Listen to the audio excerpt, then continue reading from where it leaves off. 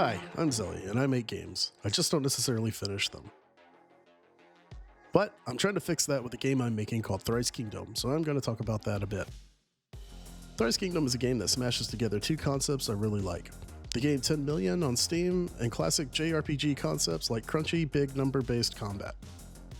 The concepts are simple.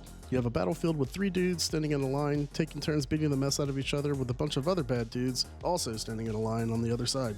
The core of the game is the tile board, where you match tiles to make your characters do things. Match 3 swords and the warrior smacks an enemy. Match 4 or more and there's special gameplay effects and extra damage. As you kill off enemies, they'll drop loot and consumables you can use to survive a run longer, and each of your characters has a set of health, stats, and equipment that represents the primary progression of the game.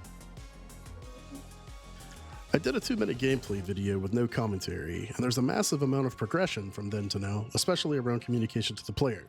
So if you want to check out the evolution up to this point, check out that video, it's linked in the description.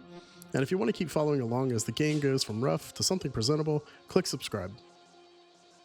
Similar to 10 million, you start off running across a battlefield where you'll occasionally be harassed by enemies. To fight them, you need to match up tiles on the board. The sword, arrow, and fireball correspond to the warrior, the ranger, and the mage respectively.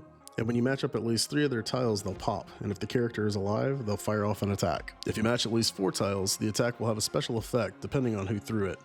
The warrior will taunt an enemy, forcing them to attack him instead of the squishier damage dealers. The mage will apply a burn, which does damage over time and causes the enemy to take more damage from follow-up attacks.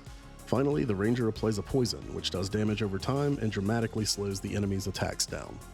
If you match more than 4 tiles, you'll do double damage to the enemy that you hit and apply the special effect to every enemy on the battlefield.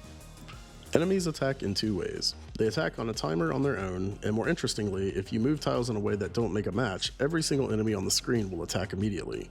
This gives you some danger if you don't effectively clear your boards between fights, and it also gives you some risk and reward if you want to set up combos.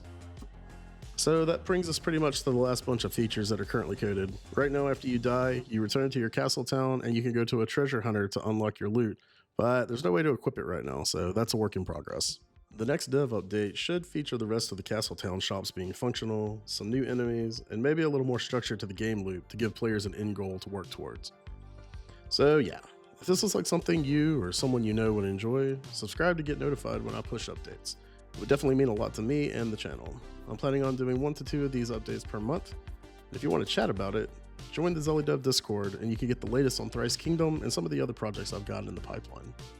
I'm working on the Steam page right now, and when that's done, I'll put a link in the description so you can add it to your wish list. Until next time.